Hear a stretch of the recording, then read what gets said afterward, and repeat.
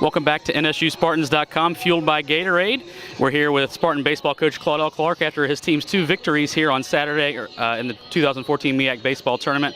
Coach, just talk a little bit about the resiliency your team showed today. Tough ball game against Bethune-Cookman, obviously sent you to losers bracket, but 2 clutch performances today by your squad. Well, it started with starting pitching, and we knew we had good pitching, but we just needed them to come out and show it. And we got 2 tremendous outings, 2 of the best outings in the year at the perfect time in the tournament. So that really set the tone, not to overshadow the hitters. We got some huge hits.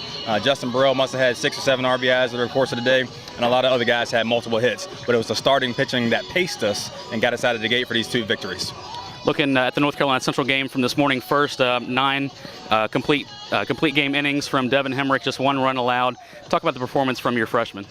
That was huge. We knew he could throw strikes. We knew he had it in him. But just to have that outing here in the tournament when it meant so much, backs against the wall, elimination game, that just showed that he's a freshman, but he was really pitching like a senior out there.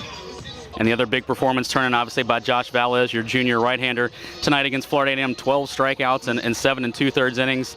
Obviously, Josh, a guy that you've used in some different roles this year at different times, but he seems to really have caught fire at the right time for you.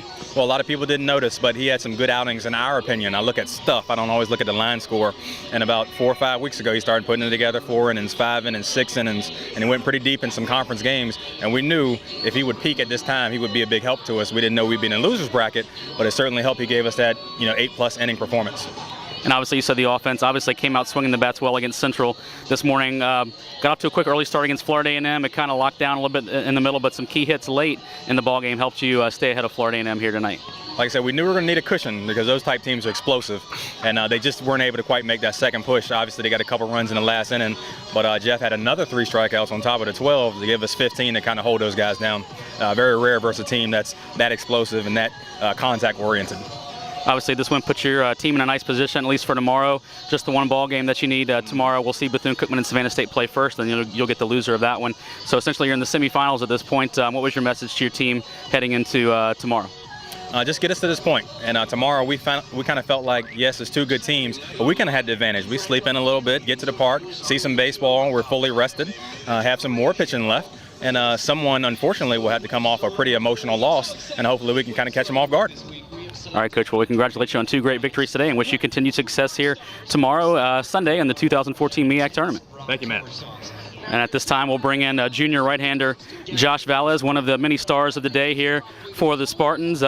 Josh, talk about your performance in general. Obviously, Coach said that he felt like you had some good outings here lately. Kept it going tonight with obviously your best performance of the season. What did that feel like out there for you? Oh, it was great. I couldn't have had it any better, honestly, because I don't know. I had a tough year, but I figured out and I put it together around Del State, around then, and then from then it's just been a lot better. I've been finding the zone a lot better. I haven't been walking that many people, and it's just been a lot better ever since then.